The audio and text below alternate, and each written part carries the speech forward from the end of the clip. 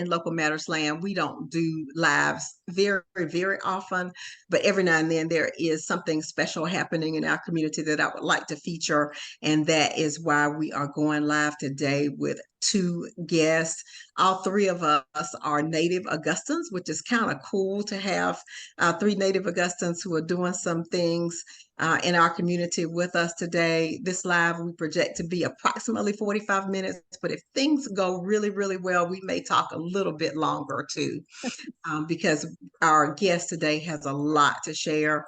Of course, I am Janice Allen Jackson. I am the host of the Local Matters podcast of Georgia. If you are not already a member of the Local Matters family, we encourage you to become one by simply following us on Facebook. Again, that's Local Matters Podcast of Georgia. Please follow us there for all of the great information and activities and things that we post on our page. As you know, our goal is to help you become a more engaged citizen and a more confident voter. And this show is one of those things that focuses on the former, which is just helping to become more engaged, learning what's happening in our community, what's happening in our world, and how you can be a part of making a significant difference. Also joining me today is Mr. Corey Rogers. Corey is Executive Director of the Lucy Laney Museum of Black History right here in Augusta, as well as Ms. Nita Wiggins, who is our special guest of the hour.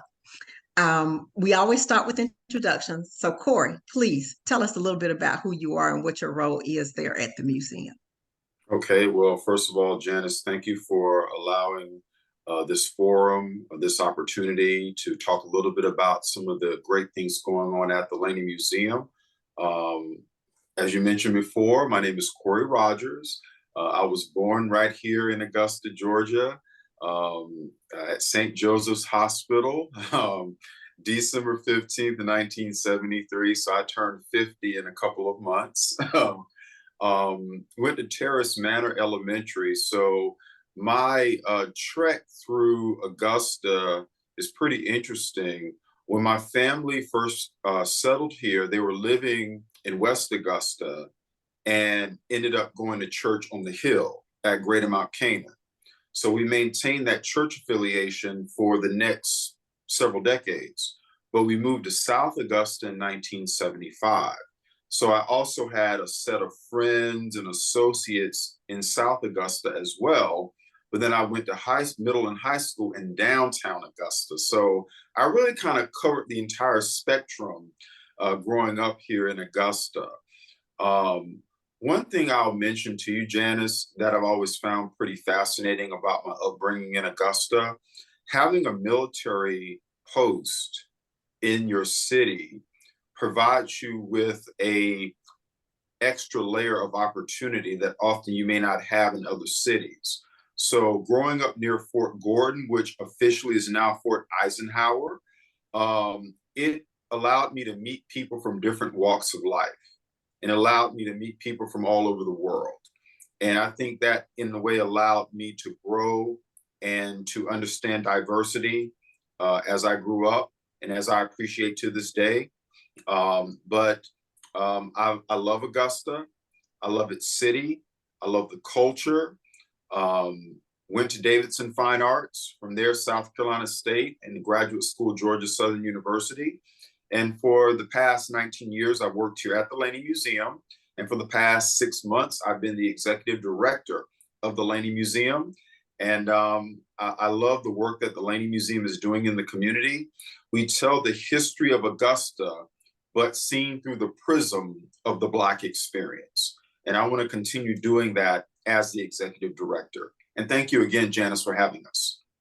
All right, thank you. So you're right that the connection to the military, and the other thing that brings a lot of people into Augusta that helped shape me was the Medical College of Georgia being here. I graduated from Richmond Academy. It was not at all unusual to have somebody whose parent was a professor at MCG or at Augusta University sitting next to me in a classroom. So that also helped me understand that there was a world beyond Augusta.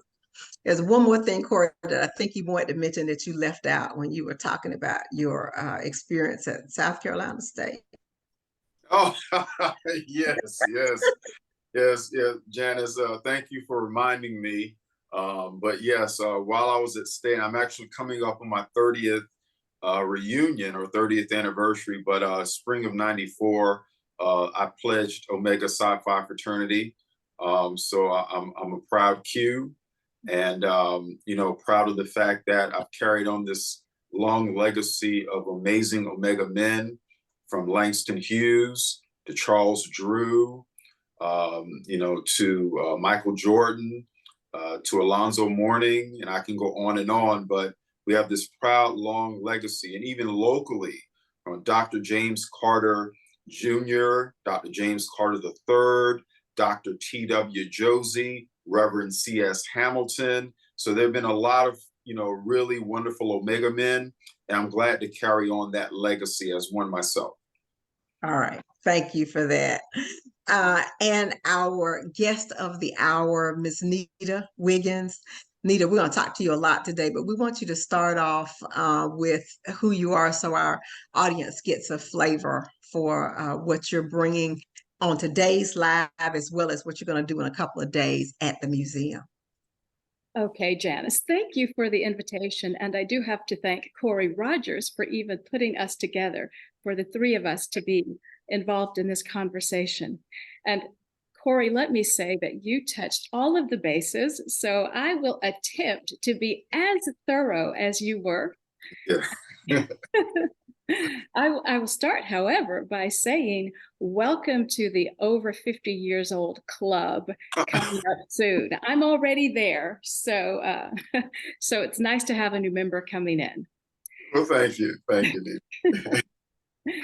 As far as who I am, people ask me, when did I become a journalist? I was born a journalist, and so in my life in Augusta, I really had to start putting the foundation together to live the life as a journalist that I wanted to live. And the reason that I say that I was born a journalist is that I always had this curiosity to hear what people said about themselves. And so it's kind of a funny twist in my life that I wrote about my life because I find other people's stories much more interesting. And in fact, within my family, I learned more about my father and my grandmother on my mother's side. I learned more than the other people in my family because I was always asking questions and waiting to hear what they had to say. And as far as why I want people to talk about themselves, I know that each of us walks around with an identity or a vision of who we are. And I've been curious for people to share what that means for each of them. And so I started so young in school, knowing that I was going to work as a journalist. And let me run through some of the schools, and then I'll tell you a particular experience while at school. So coming from Augusta, I started my education at Forest Hills Elementary. And after 2 years, my family changed homes. We moved to West Augusta, kind of like Corey talked about. But in West Augusta, I attended Warren Road Elementary School, then Tut Junior High and Westside High School. After that, Augusta College, which was called Augusta College in the 1980s and leading up to my time there in the 80s. After Augusta College, I studied at Marshall University just as a replacement for a journalism professor on sabbatical. So I got a taste of what university life was like, even though my undergraduate degree from Augusta College was from a small school. And what's interesting now is that after I completed my career in journalism, because I always was going to work as a journalist, after that, I relocated to Paris, France, and I studied at l'École supérieure du journalisme. And for my American friends, I just say it is ESJ Paris, which is a journalism school in France. So that's my education. So I've touched a few points in that way, geographically. But I'll go back to Augusta. And what I learned growing up and being educated in Augusta. Yes, Janice, when you and I talked earlier, you went through a list of the fabulously successful African American women from Augusta, but I did not know their names. I know that there is such a legacy and a heritage, and I am learning it at this point in my life. But growing up, my educational focus was on what do I need to know to be the best informed journalist I can be. And so at Warren Road Elementary School, I would do 7 hours of homework after school, 3 hours and a half before dinner, 3 hours and a half after dinner. I did that year after year. And it worked because I was an honor graduate, not only in high school, but from Augusta College as well. And so for me, the foundation of education in Augusta meant that my family always ensured we lived in a place where we had a great school that was our school. And I always looked at the individual effort I had to make to get where I was going. And this is not to say that it was a one-woman job to succeed in the ways that I was able to succeed. I have a fabulous family base here in Augusta, lovely parents, grandparents, extended family. And so you're listening to and you're seeing a woman who had a foundation and great schools. And the question was, what could I do with it? And would I throw away the good graces in my life when the going got tough? And so I hope I've touched a few stones and unturned a few stones of mystery, but I'll pause at that point. But that's who I feel that I am at this point in 2023. And that's awesome. That's awesome for you to speak from that experience. And I'm sure you'll do more of that on November 2nd. Corey, can you just give the background of what's happening on November 2nd? So Nita was home a few months ago. I believe it was around Mother's Day weekend, if I remember correctly, Nita. Yes. And she connected with Leon Mabin, who is the vice president of the board of directors for the Laney Museum. That was sort of the initial contact. And so Nita comes to the museum and we sit and talk. And initially, we were planning something around Women's History Month 2024. That was the original sort of idea.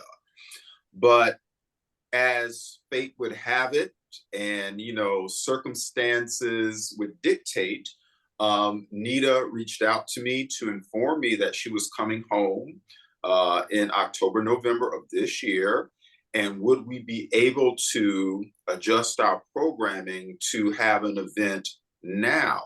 And so, we looked at the schedule and we were like full steam ahead. We're going to go with this because just from my initial conversations with Nita, and something that I often like to say at the museum, Janice, is that everyone has a unique story to tell. Everyone has a unique story to tell. And Nita's story is just, I was just so excited, with what she was conveying through the book. So we jumped at the chance. We scheduled it for Thursday, November the 2nd at 6 o'clock here at the Laney Museum Conference Room. And to tell you the truth and tell your audience, Janice, we would love for everyone to call in to the museum and register. That number is 706-724-3576. So we would love to get those names in advance. But if you would like to walk in the day of, please, by all means, come one, come all. For further information about Nita's program, you can go to www.lucycraftlaneymuseum.com, or you can check us out on social media on our Facebook page, and there will be information there revolving around November the 2nd. But we're really excited to have Nita here and to talk about her experience. Excellent, excellent. And this is part of the wonderful program that you all provide at the museum. Now, is there any cost for that evening? There is no cost. There is no cost. We want the entire community to come out and be informed by Nita, to celebrate with us her success and accomplishments, and to listen intently about the things that she has seen, the things that she has observed, and the things that she has done in her career. So there is no cost. Come one, come all. Excellent, excellent. Thank you so much for that. Nita, let's just jump right on in at this point. You know, when I read something about your background, you know, love the fact that we're in the same age group. We spent our formative years in Augusta, Georgia, and then we sort of branched off to do some other things. And I was just really excited about all of that, particularly as I read also a little bit about the book and some of the discrimination, microaggressions, and various other things that you experienced in the newsrooms where you worked.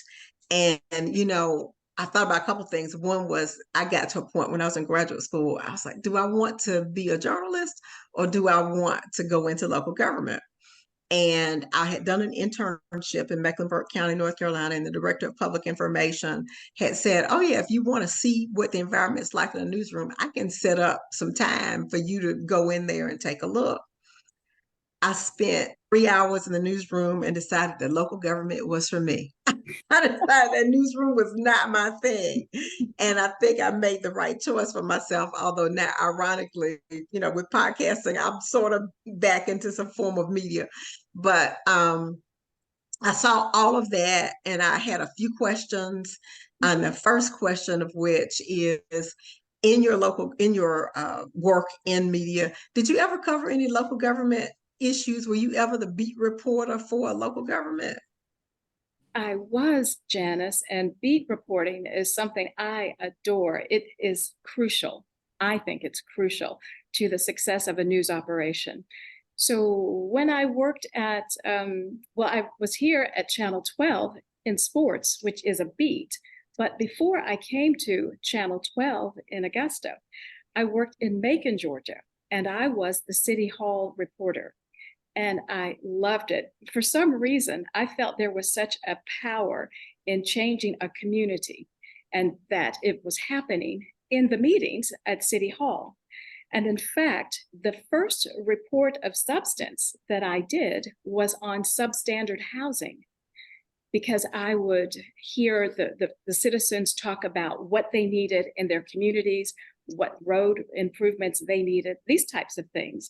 And as the curious journalist, I would drive in the news car over to those neighborhoods to see what the people were talking about. And so not only did I see that it was a community problem when the roads were in bad condition, or when there were no markings for the railroad crossings in the poorer and minority neighborhoods, what I saw were houses that were falling down in Macon, Georgia in 85, 86, at the time that I graduated from university. And while I'm speaking of Macon, let me say that that is my birthplace. And so when I went back to work in Macon as a 23-year-old, I was disappointed to see the conditions that some people lived in. And as the City Hall reporter, I would ask the mayor, George Israel, the mayor of Macon. And apparently my questions were engaging enough for him that he agreed to meet me at the site of a house that was falling down. And within 6 months of starting my television career on a professional level, I had the mayor of the city looking at a home and visiting a home and talking to a person living in those substandard conditions. And for me, that came about because it was my beat to cover city government and to look at something substantial and not what I call the shiny object reporting. Beat reporting is the opposite of shiny object reporting and racehorse reporting with elections. I don't do it. I don't accept it. And teaching journalism now, as I do in Paris, my students learn how to do beats and to report on substantial issues. And as you speak of that, that almost feels like activism to me. And there's nothing wrong with that, obviously. But did you feel like you were an activist, or did you feel like you were just doing your job? Tell me how that looked to you at the time. I've been called an activist recently, but in the 1980s, journalism in the TV stations where I worked, journalism was not, that type of journalism was not considered activism. If there is a taxpayer living in a municipality and the walls are falling in, which can be seen from the street, I don't find it to be activism to put that on the news. And I don't find it to be activism to have a decision maker in government react to the fact that a house is falling down and someone is paying to live there. And I'm glad it's just a matter of providing information about current conditions with the hope or expectation that something is going to be done to change those things. The conditions of a person's life. Quicker example, I worked in Huntington. We had in our tri-state area of West Virginia, Kentucky, Ohio. Again, I was a beat reporter. I covered Ohio. And on a particular occasion, there was such intense flooding that every news reporter was assigned to go and cover a flooded zone and talk to people.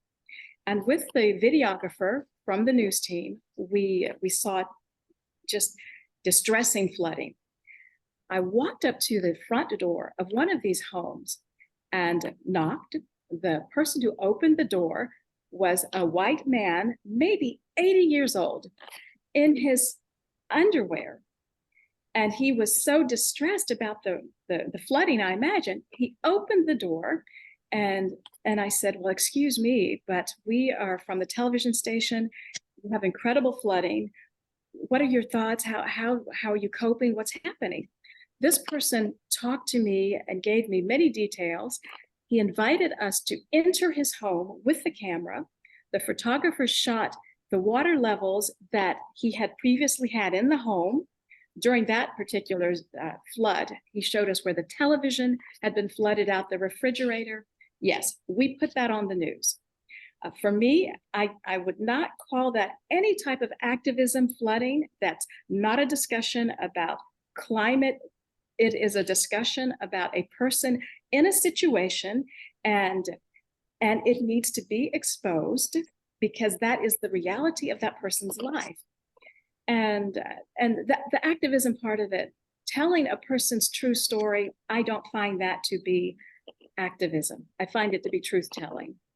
That's my filter. That's how it comes out for me. Sometimes there's a fine line between truth telling and activism, because sometimes folks don't want to hear the truth, but so yeah, I can certainly appreciate that. And in a related matter, when I started in local government, started my career, first local government job was in 1989, because I'd done a little nonprofit work before that, and I also went to graduate school in between when I completed my undergraduate education. And then in 1989, I had my first local government job. 1993, I moved to Albany, Georgia, where I was the assistant city manager. And sometimes we would laugh about it. Some days it was funny, some days it wasn't so funny. But we would have a reporter just kind of walking through the hallways. Hey, Janice, anything going on? What's up? Needed to come up with a story for the day, and he was our beat reporter for the city of Albany. Later on, we had encounters, sometimes with print journalism, sometimes with the TV journalists, but we had encounters where we really wondered if there was some agenda, for lack of a better term, to make our organization or our elected officials look bad, quite frankly. Okay. We wondered if that was what was going on, or if it was something that was more innocuous but equally damaging. And that was, is this editor or reporter or the news organization generally, is their coverage so inaccurate or poor, that because they don't understand what's really happening. So is it a question that they haven't been with it long enough or haven't taken the time to really dig in to understand what's happening? Or is it because they just, again, want to make us look a certain way? So as you talked about what happens among your colleagues, sometimes in the newsroom, which I think is a part of your book, and you can, freely talk about that. I just, what is happening with the way news organizations cover governments? Is it changing as a result of the social media industry, or not industry, but proliferation of social media? Is it changing because of social media? Is it changing because they feel like that's what it takes to get ratings? Has it always been bad? I mean, what are your thoughts as I throw out those things? Janice, I am such a purist about news and about what should be reported, what should be investigated. And for me, there is just the guideline of, if we put this on the air, who does it help? Who does it serve? And so in many instances, there is reporting that has an agenda behind it, of course. But I'm also such a person who believes in objectivity that I don't spend my time trying to weed through and wade through what is the motivation for some person's story, for some journalist's story, for the manager's decision. How would I ever know? And I would spend too much of my time trying to uncover that. But I do think part of the decline in the quality and the relevance and the context in reporting, I think, comes from the erosion of the Fairness Doctrine. Because at the time that I was in Augusta and studying at Augusta College, the Fairness Doctrine was still in use in the early 80s, but it was on the decline. And for people who aren't specialists in journalism, the Fairness Doctrine simply provided and required that news organizations had to give a variety of views on a topic. To be one-sided or overtly biased really goes counter to the functioning of the Fairness Doctrine.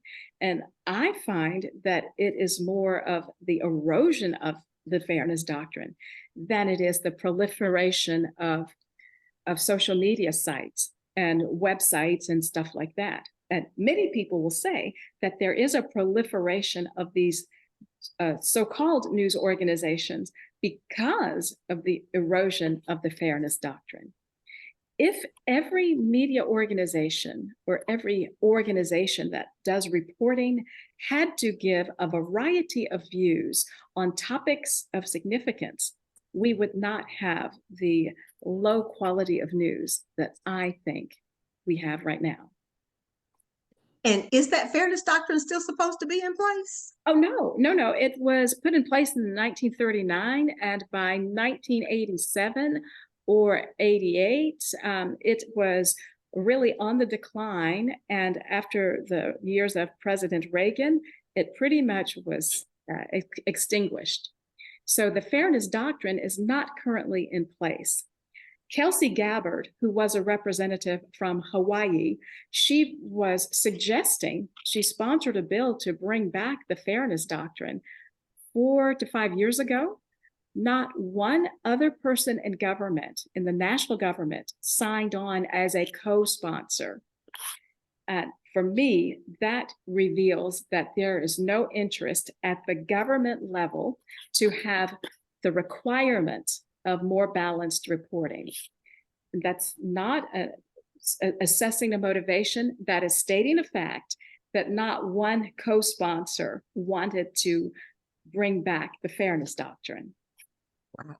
Thank you so much. That is precisely the type of information that we like to share with our listeners. So yes, things have changed, and you've given a good explanation as to how and why that has taken place. One of the other things that seems to coincide with that for me is that we used to have a lot of investigative reporting. We depended upon the media to hold local governments accountable. There would be, hey, maybe we shouldn't do this because the Augusta Chronicle or the Atlanta Journal-Constitution or the Charlotte Observer or whoever it is has some reporters that they're paying to start digging through public records and maybe seeing who's talking to who about what, in order to chase down some things that may not look quite right. And it doesn't seem like a lot of that is happening anymore either, except maybe in the bigger papers, but certainly in the smaller papers, I don't see that. Well, And that has been blamed in some circles for a decline in democracy, quite frankly, because there's just nobody to formally hold folks accountable. well, I think you and Corey would both have to say that you have seen fewer locally generated investigative reports, because that really is just the fact across the country. There are fewer stations that invest in personnel and putting people in place to do that deep investigating. And then maybe sometimes there is a political motive or a vendetta that is behind an investigation. But the true fact is there are fewer deep dive investigative reports. Like, for example, I teach journalism now in Paris and have been teaching since 2009. And a story I have not seen on the local Paris news that I will assign a student to report on is, what are the rules about smoking e-cigarettes, or vaping, they call it, in the metro? What are the rules? Now, it is illegal. There is a law in Paris with the law number and everything else, the registration number, that says it is illegal to smoke e-cigarettes within the metro. Why is this not on the news? Why are there not being arrests? Why is there no report about the number of arrests, if there are any? To me, it is a serious health issue to be in an enclosed place, such as a metro wagon in Paris, and having someone's vapors from their cigarettes filling the space. Those vapors come from the nose or the mouth of the smoker. Why is this not on the news? Is there such an economy behind it that it's not worth reporting from the perspective of some stations? But my simple question is, it would be useful for people to know what the dangers are, what the laws are, what the penalties are. It's the filter I use on whether or not a story has any value. Awesome. And how long have you been teaching journalism? I started teaching in Paris in 2009. Okay. But it's funny that in 1989, I taught for a semester at Marshall University in Huntington, West Virginia. I was on staff as a reporter at the NBC affiliate, and a professor went on sabbatical. And the professor, or someone within the university structure, asked students, who would you like to replace the professor? The students voted for me. And so I had my first taste of teaching at the university level in 1989. And so I would have been 25 years old. And I had students my age, and it was such an enriching experience to have to maneuver and prepare to answer their questions, though I only had a few more years of life and just a little more experience. Right, right. Thank you. We could carry on this conversation for quite some time, but we're going to now shift gears into what's going to happen on November 2nd when you appear at the museum. I believe that's 6 p.m., correct? If you could just give folks a little preview to get prepared for what will be taking place. Janice, I love a question like that, because I really want people to know that having my formative years in Augusta really created the situation for me to go forth into the world. It really did. Those years did.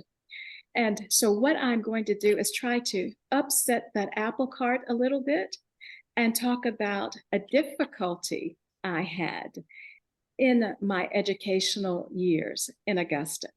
and how I decided to maneuver to get where I was going. Though an obstacle was in my way, what would I have to do and call on within myself to go where I was going? And I may have said this before, but it was not a one-woman job. There was a family base that was behind me. But there was a point when I had to reinforce everything I believed and everything I had learned. And I like to talk about that because people tell me that that struggle is useful for them to know. Awesome. Again, please give us the name of your book and Okay. where they can find it. The book is called Civil Rights Baby, My Story of Race, Sports, and Breaking Barriers in American Journalism. And it is available at the Book Tavern in Augusta, Georgia on Broad Street. And I've had a relationship with the book company, the bookseller, for a couple of years now. The book remains in stock. But this week, I don't know, it may have been snapped up already. And for people who might not be in Augusta in time to grab a book from the local bookstore, the book is obviously available online. And let me tell you how. For people who want to support local bookstores, my best advice is to go to my website, nitawiggins.com. And then when you see the menu and the drop-down options, click on the book. And from that tab, there will be a list of international sources that can find the book for you wherever you are. I, in fact, know that someone in Japan ordered my book in that very way. And the ebook is available also when visiting nitawiggins.com and click down to select the option most attractive to people. Awesome. Is there anything else you'd like to share before I turn it back over to Corey to close us out? Yes, let me just speak about a woman who is crucial in the lives of civil rights in the United States, and that would be Mrs. Rosa Parks. And I did have private time with her before an interview in 1988. And I do share the story when I'm in a group and people are asking. I do talk about what happened between the two of us in our private moments and how those particular moments transformed the mission that I have today in the 2000s. And that mission is to help others listen to others in a way that they can be more empathetic. And I try to help people speak in a way that others can hear them. And the roots of that go back to my time with Mrs. Rosa Parks and how she listened to me. And I can't thank Corey Rogers enough and you, Janice, for letting me have a time to talk about not only my Augusta life, but what I hope to do to be helpful for others in Augusta and even beyond Augusta. So thank you. Thank you for everything. You're very welcome. Awesome. Corey, do you have anything to share with our listeners? Well, one thing I'll say, Janice, is I think there's probably no one in Augusta more excited about Thursday than me. I got my popcorn ready. I've got my, drinks ready. I'm ready, front row seat, ready for Nita. One thing that I asked Nita maybe a week and a half ago, if she could supply additional images just for promotional purposes and things like that. And a lot of this stemmed from our earlier conversation. I knew that she had interviewed and met some extraordinary people.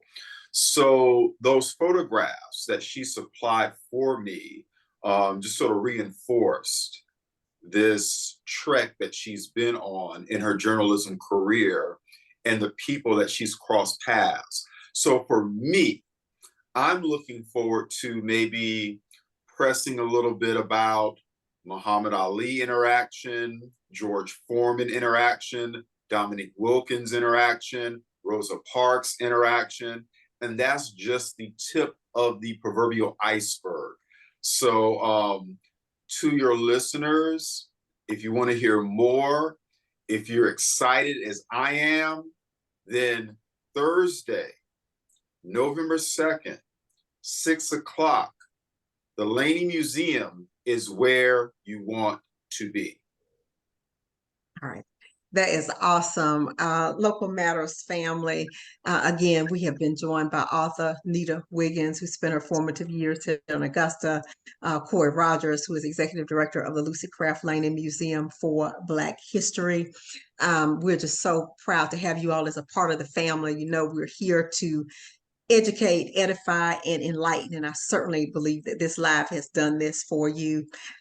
If you are not already, please follow the Local Matters Podcast of Georgia on Facebook so that you can capture not just the links to our regular episodes that drop on every Wednesday afternoon, but also we throw in extra tidbits every now and then, such as this. And this has been a glorious one here today. Please follow us there on Facebook. Please subscribe on YouTube. We have recorded this, and if my technical folks can work it out, we will place this on our YouTube channel as well, and we'll leave it up on the Facebook page too, so that you all can learn more about Nita and her wonderful experiences and how she has used platform in journalism to transform life for some of the people that she has encountered, as well as to read a wonderful book about her experiences. Again, thanks so much, you all. Corey, thanks for reaching out to me. Nita, thanks for making yourself available. And Local Matters family, thank you all so much for being a part of the family. Thank you. Thank you, Janice.